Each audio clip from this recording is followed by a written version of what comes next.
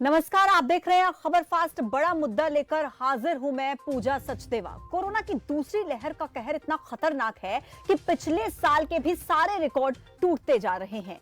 आपको बता दें कि राज्य सरकारें, केंद्र सरकारें अपने स्तर पर कोशिश कर रही हैं, लेकिन दिन ब दिन बढ़ता कोरोना का यह ग्राफ सवाल पूछ रहा है सिस्टम से। लोगों की जान पर बनाई है। लोग लगातार सरकार से गुहार लगा रहे हैं, ऑक्सीजन के लिए तड़प रहे हैं और लगातार सरकार से सवाल पूछ रहे हैं।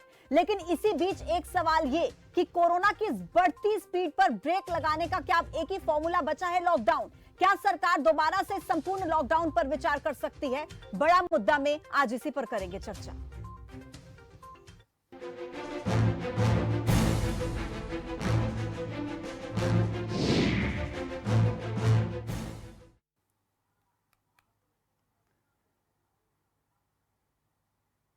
मामले बढ़ते जा रहे हैं और हॉस्पिटल्स में बेड्स भरते जा रहे हैं। हालात बेकाबू हो रहे हैं। लाखों लोग बीमार हो रहे हैं। अस्पतालों से जिंदगी कम और शव ज्यादा निकल रहे हैं। कहीं से भी ऐसी खबर सामने नहीं आ रही जिससे लोगों के चेहरों पर खुशी आए। हम आपको डराना नहीं चाहते, लेकिन आपको सच्चाई से परे भी नहीं रखना चाहते। हम सवाल करना चाहते हैं सिस्टम से। हम पूछना चाहते हैं कि सबका जिम्मेदार कौन। हम पूछना चाहते हैं कि क्या है तैयारी, और हम ये भी पूछना चाहते हैं कि क्या एक बार फिर से संपूर्ण लॉकडाउन की बारी। आपको ताजा हालात सबसे पहले मैं बताती हूं। देश में गुरुवार को 3 लाख से ज्यादा संक्रमित मरीज मिले। बुधवार को नए कोरोना मरीजों की संख्या 3 लाख को क्रॉस कर गई। आंकड़ा देखिए, 18 अप्रैल का 2,61,500 मामले, 19 को 2,73,000 से ज्यादा मामले, 20 अप्रैल को आंकड़ा 2,69,000 के आसपास पहुंच गया। 21 अप्रैल को 2,95,000 से ज्यादा मामले, 22 अप्रैल को 3 लाख यह आंकड़ा क्रॉस कर गया। 23 अप्रैल को 3,32,000 मामले सामने आए हैं। ये जो मामले हैं ये अपने आप में डराने वाले हैं, परेशान कर देने वाले हैं। 3,32,000 से ज्यादा का आंकड़ा देश कोरोना के केसेस में क्रॉस कर चुका है। जब किसी भी मामले में कोई देश टॉप पर पहुंचता है, गर्व की बात होती है, लेकिन कोरोना के मामलों में ये जो देश का ग्राफ लगातार बढ़ता चला जा रहा है, ये अपने आप में चिंता का सबब बना हुआ है। इसी के साथ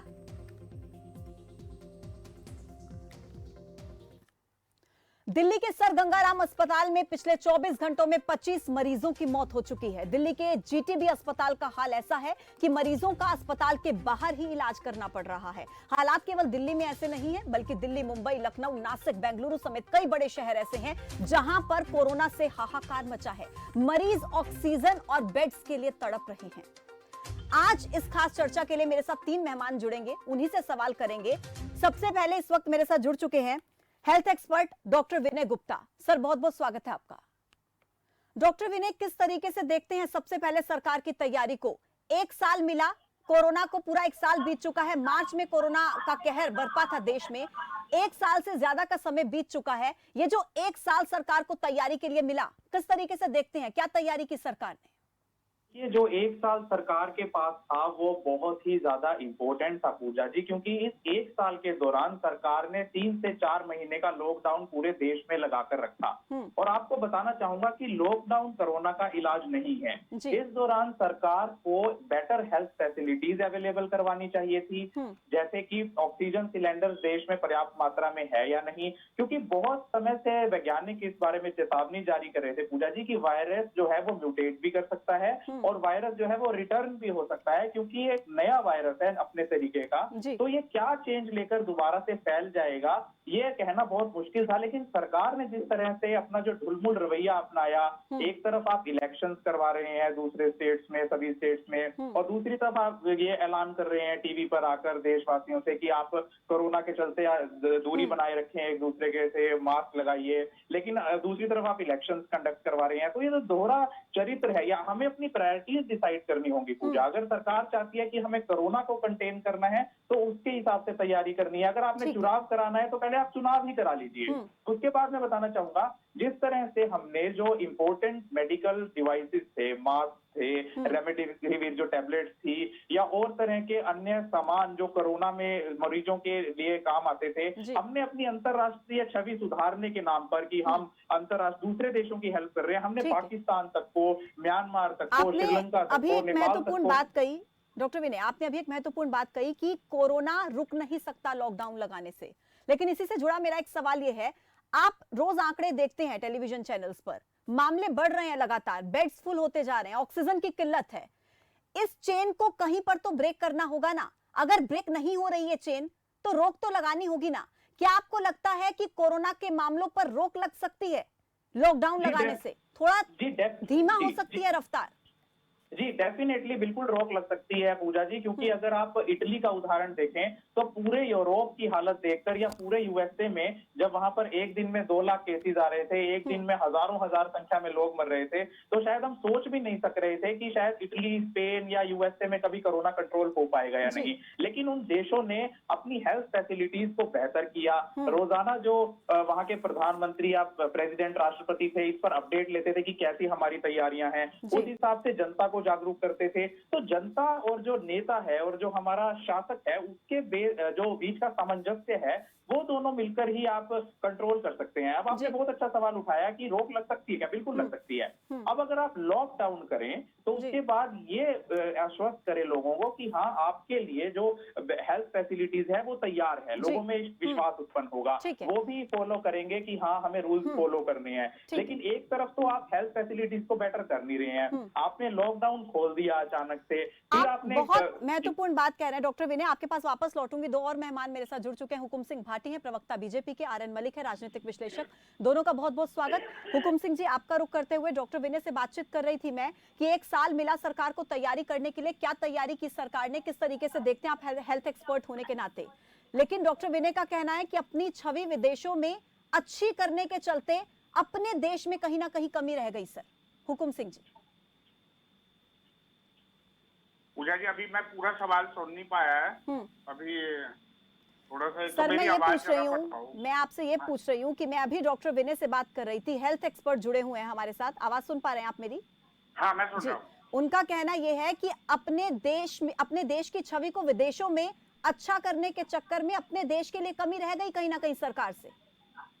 नहीं, ऐसा नहीं है कि सरकार से अपने देश में अच्छा करने में कहीं कमी रही। देखिए, सरकार ने बिल्कुल सही समय पर सही कदम उठाए हैं और सर फिर इतने लोग कैसे मर रहे हैं? परिणाम भी मिला है सर हर रोज इतने लोग कैसे मर रहे हैं? अगर सरकार ने अच्छे कदम उठाए तो हर रोज इतने लोगों की जान कैसे जा रही है? ऑक्सीजन की कमी से लोग कैसे मर रहे हैं सर? पूजा जी, देखिए, जो ऑक्सीजन की कमी है, कहीं ना कहीं कोई व्यवस्थाओं में कमी है। सरकार, देखिए, 2 बातें होती हैं। एक होता है एक पॉलिसी मैटर, पॉलिसी बनाना, उसकी इम्प्लीमेंटेशन। सरकार ने उस काम में कहीं कोई कोताही नहीं की है। सरकार ने बिल्कुल सही समय पर सही कदम लिए हैं। और दूसरी बात देखिए, सभी स्टेट्स को ये वार्निंग दी है कि भाई जिस प्रदेश का जितना कोटा है, क्योंकि मान लिया एक ऑक्सीजन बनाने वाली कंपनी है, तो जरूरी नहीं है कि वो जहां पर लगी हुई है कि वहीं पर सप्लाई होगी, वो बाकी स्टेट्स के लिए भी वहां से सप्लाई है। केंद्र सरकार ने ये सुनिश्चित किया है कि जितनी सप्लाई जिस स्टेट की है वो निर्बाध रूप से वहां पहुंचनी चाहिए। अगर कहीं इसमें इंटरप्शन होता है तो वो व्यवस्थाओं के लिए जो कंसर्न अधिकारी हैं उनको दोषी ठहराया जाएगा। इसलिए ऐसा नहीं है कि विदेश को, इसी से जुड़ा एक सवाल देखिए, आप कह रहे हैं वैक्सीन दी है, एक बेहतरीन काम किया, भारत ने एक मिसाल पेश की। नहीं तो आज से 20 साल 10 साल पहले क्या था कि अपनी भी पूर्ति नहीं हो पाती थी। सर एक सवाल, हुकुम सिंह जी, एक सवाल। बेहतर मैनेजमेंट, राज्य सरकारों के पास जितनी भी ऑक्सीजन है उनकी प्राथमिकता रहेगी अपने प्रदेश की जरूरतों को पूरा करना, लेकिन केंद्र सरकार तो ये समझेगी कि पूरा देश एक है, पूरे देश को बचाना है। राज्य सरकारें अपने अपने प्रदेश के लिए कोशिश कर रही है, उनकी प्रायोरिटी अपना प्रदेश है, लेकिन केंद्र सरकार के लिए प्रायोरिटी इस देश की जनता है कि नहीं सर? नहीं, देखिए, अगर केंद्र सरकार का जो काम है वो सभी प्रदेशों का जो उनका कोटा निश्चित है, निश्चित तौर पर उतनी सप्लाई सुनिश्चित करना है, ये केंद्र का काम है और वो केंद्र ने बाखूबी किया है। माननीय प्रधानमंत्री नरेंद्र मोदी जी ने स्वयं जो है वो मीटिंगें लेकर के ये अधिकारियों के साथ भी, कंसर्न मंत्रियों के साथ भी, जो जो लोग इससे संबंधित है, और देखिए जो मैन्युफैक्चरर हैं, जो बनाने वाले उत्पादक हैं, उन तक से माननीय प्रधानमंत्री जी ने बात की। अब देखिए, स्टेट गवर्नमेंट है, ये भी आप कहेंगे कि हम लोग राजनीति कर रहे हैं। मैं राजनीति इसमें बिल्कुल करना नहीं चाहता, क्योंकि ये मानवता से संबंधित है। इंसान चाहे किसी भी प्रदेश सर, का अगर सांसों का सवाल है सर, इस पर तो राजनीति नहीं होनी चाहिए सर। देश की धरोहर सांसों का सवाल है इस पर सर, राजनीति नहीं समझिए। होनी चाहिए। लेकिन अगर कुछ लोग उसको इंटरप्ट करने की कोशिश करें या वो केवल और केवल अपने लिए यूज करें तो वो कोई अच्छा ठीक है। एक मैं आती हूँ आपके indication नहीं पास। है और उसके लिए सरकार सख्त है। राजनीति और है मैं कि नहीं? आपको विशेष तौर से आर.एन. पूजा मलिक जी एक इसका छोटी जवाब सी देंगे। बात कहकर वापस आ रही हूँ सर बात आपके खत्म पास। करूंगा। सर सभी को हरियाणा पूरा प्रदेश समय दिया में जाएगा। हुकुम सिंह जी सरकार आती हूँ ने आपके पास। क्या है कि हम आ रही हूँ आपके अपनी पास। सप्लाई पूरी करें और आर.एन. जो मलिक जी, बाहर जाने वाली है वो भी लोगों के अपने उनके आंखों के सामने दम तोड़ रहे हैं, सांसों की वजह से मर रहे हैं सर, और सांसों के सवाल पर राजनीति हो रही है क्या सर? लग रहा है आपको? आपका अनुभव क्या कहता है? देखिए, राजनीति तो होती रहती, सवाल है ना किसी को किसी का फिक्र नहीं है। ये सरकार में किसी सरकार का वो नुमाइंदा नहीं हो। मैं कई बार सोचता हूँ कांग्रेस सरकार होती रही, हाल होता है तब भी यही हाल होने थे, कांग्रेस का राज तब भी यही आदमी मरने थे। ये पॉलिटिकल क्लास है ना, तो पॉलिटिकल जो क्लास है इनको किसी से कोई संवेदना नहीं होती, इनकी तरफ से मरते मरते रहो। इनके भी कोई बीमार होता है, कोई पॉलिटिशियन ने कोरोना तो उसको तो फट बेड मिल जाता है, उसमें मेडिसिन बाकी रोते रहो। इतना बुरा हाल अब की बार देखा है ऐसा मैंने अपनी जिंदगी में किसी भी आपदा में इतना बुरा हाल एडमिनिस्ट्रेशन की इतनी तकलीफ फैले मैंने अपनी जिंदगी नहीं देखी। मेरी 75 साल की उम्र होगी है और मैं एडमिनिस्ट्रेशन में रहा हूँ, लेकिन जो बुरा हाल अब की बार हमने देखा ऐसा यानी चौधरी भजनलाल सरकार में बड़ा कमजोर मानते थे, लेकिन उनके वो कत्ल की फ्लड आई थी हरियाणा में, एडमिनिस्ट्रेशन ने पूरी मिस्टेक दिखाई थी। बहुत महत्वपूर्ण बात कह रहे हैं आर.एन. मलिक जी। मरने दो। आप बहुत महत्वपूर्ण बात कह रहे हैं। हुकुम सिंह जी, आपकी सरकार केंद्र में है। मीडिया को एक मिनट में हाँ जी बोलिए। बधाई देता हूँ, जिसको गोदी मीडिया भी कहेगा तो वो मीडिया में लग गया है, वो असली पिक्चर भारत की दिखा रहा है, अखबार नहीं दिखा रहे, इलेक्ट्रॉनिक मीडिया दिखा रहा है। जिस मीडिया को हम गोदी मीडिया करते थे ना, वो ब्याज पूरी सही पिक्चर दिखा रहा है, कैसे कैसे लोगों की बदहाली हो रही है। लेकिन सरकार एडमिनिस्ट्रेशन को कोई कुछ फर्क नहीं पड़ रहा, कुछ नहीं हो रहा। कहाँ इनके एडवाइजर गए? ऐसे समय में तो मैं तो कहता हूँ ये तो गवर्नर किस लिए बैठा रखे, प्रेसिडेंट किस लिए बैठा रखे है? प्रेसिडेंट को चाहिए प्राइम मिनिस्टर का भी याद इनको हालात में कंट्रोल करो या अपना इस्तीफा दो। इसी तरह गवर्नर को कहना चाहिए। जितने सारे चीफ मिनिस्टर फेल हुए, मैं ये नहीं कहता बीजेपी के, कांग्रेस के चीफ मिनिस्टर भी दूसरी पार्टियों के। बिल्कुल सर, केंद्र सरकार और राज्य सरकारों को इस वक्त पर तो मिलकर काम करना चाहिए। हर मुद्दे पर तो राजनीति नहीं हो सकती। लोग तड़प तड़प कर मर रहे हैं और आप उधर साइड राजनीति करेंगे। ठीक है, मैं वापस आपके पास लौटती हूँ। हुकुम सिंह जी, मैं कहना चाहूंगी कि लोग स्ट्रेचर पर हैं, वो सबको दिखता है, लेकिन सिस्टम स्ट्रेचर पर है सर। सिस्टम स्ट्रेचर पर है सर। आर.एन. मलिक जी आते हैं आपके पास। हुकुम सिंह जी जवाब देंगे। सर आ रहे हैं please. R N. Malik ji, system stretcher पर है सर। पूजा जी, मलिक साहब की बात से मैं बिल्कुल आर.एन. मलिक जी एक मिनट प्लीज। मलिक साहब एक अनह्यूमन बात कर रहे हैं कि पॉलिटिकल लोगों को किसी के मरने जीने से कोई मतलब नहीं होता है। आप बिल्कुल गलत बयानबाजी कर रहे हैं। बिल्कुल ठीक। राजनीतिक आदमी भी उतना ही सुन लीजिए मलिक साहब, सुन लीजिए प्लीज, एक एक करके प्लीज सर, एक एक करके बात कीजिए सर। आप सुन लीजिए कि राजनीतिक लोग भी उतने ही संवेदनशील होते हैं जितना एक सामान्य, वो भी सामान्य इंसान है। दूसरी बात, आप देखिए ये कोरोना की जो दूसरी लहर है, डॉक्टर विनय गुप्ता यहाँ पर बैठे हैं, क्या आज से 2 महीने पहले किसी ने सोचा था कि इतनी बड़ी और इस रूप में, जिसमें सर 1 साल पहले कोरोना देश में आया था। हुकुम सिंह जी, 1 साल पहले देश में कोरोना ने दस्तक दी। नहीं सर, आपने एक बात कही है कि 2 महीने पहले किसी को नहीं पता था। 1 साल पहले सर देश में कोरोना ने दस्तक दी थी।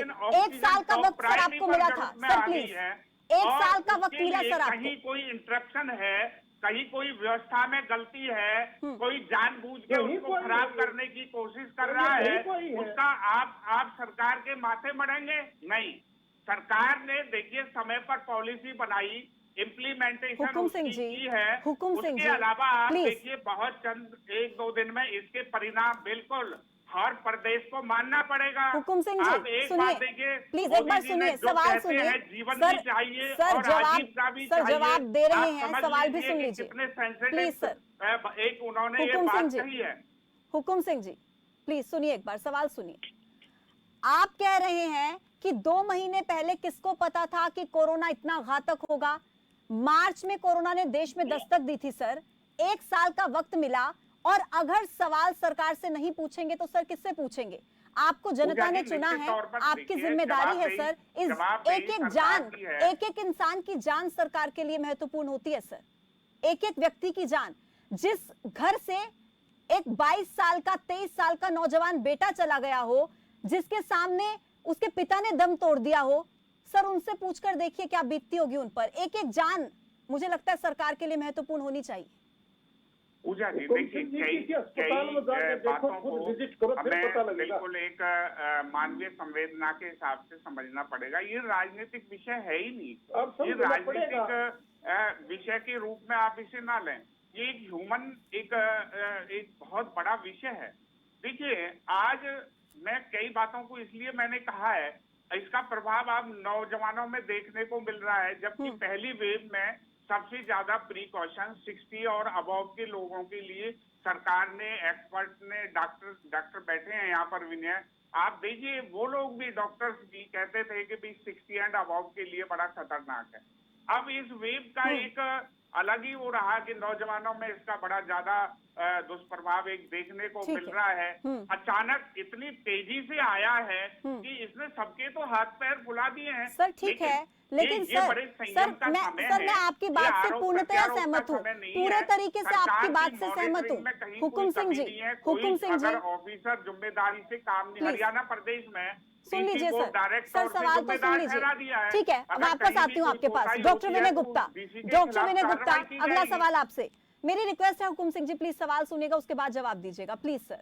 समय की कमी है और बेहद संवेदनशील मुद्दा है, लोगों की जिंदगी से जुड़ा सर।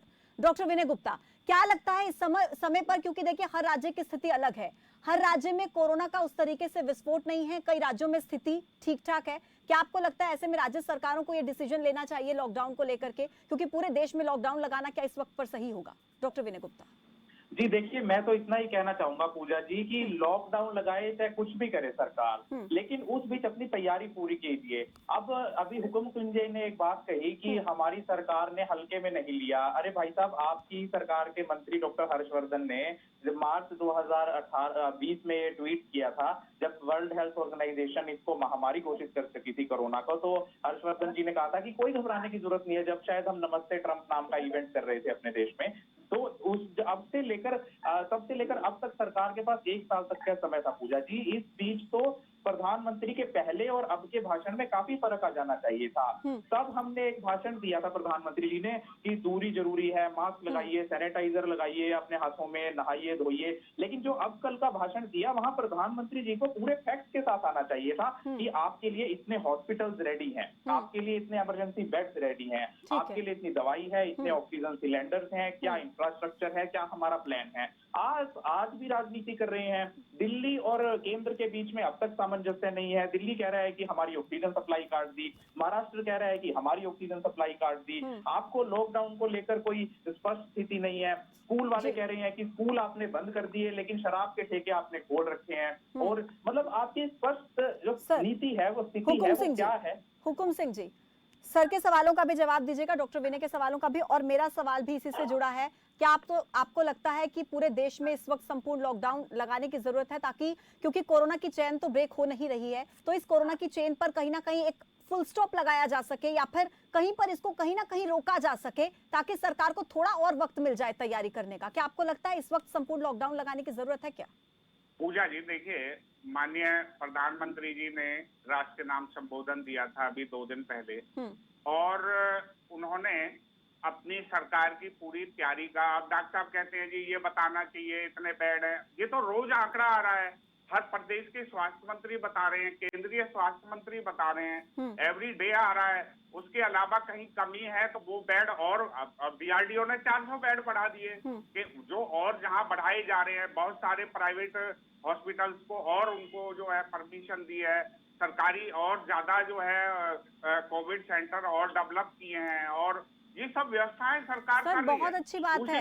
अगर सरकार व्यवस्थाओं को बढ़ा रही है तो कोविड के मामले भी तो बढ़ रहे हैं। आपके सवाल का जवाब दे दूं कि मोदी जी ने क्लियर कट कहा है कि पूरी तरह से लॉकडाउन लगाने से इकोनॉमी ध्वस्त हो जाती है, इसलिए कंटोनमेंट एरिया बना करके उसको जिस एरिया में ज्यादा वो केसेस बढ़ रहे हैं, संभावनाएं ज्यादा हो गई हैं, उसमें लॉकडाउन कर लीजिए। फिर दूसरे क्षेत्र में, मतलब आज जैसे हरियाणा है, आज 6 बजे से सारे दुकान प्रतिष्ठान हरियाणा सरकार ने बंद करा दिए हैं।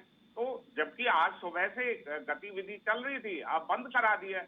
ये सब काम सरकार स्टेप बाय स्टेप कर रही है, क्योंकि देखिए जहाँ जीवन है वहाँ आजीविका भी है। अगर मान लिया जीवन नहीं बचता है तो आजीविका का अर्थ नहीं है, और जीवन चलता है तो आजीविका भी उसके साथ साथ रहनी चाहिए।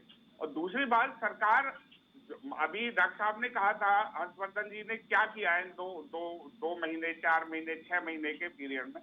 देखिए जिस तरह से शुरुआती दौर में जो कोरोना का एक फेज स्टार्ट हुआ, उसको कंट्रोल करने का काम किया, वैक्सीन का काम भी, वैक्सीनाइजेशन का काम पूरे जोरों पर रहा।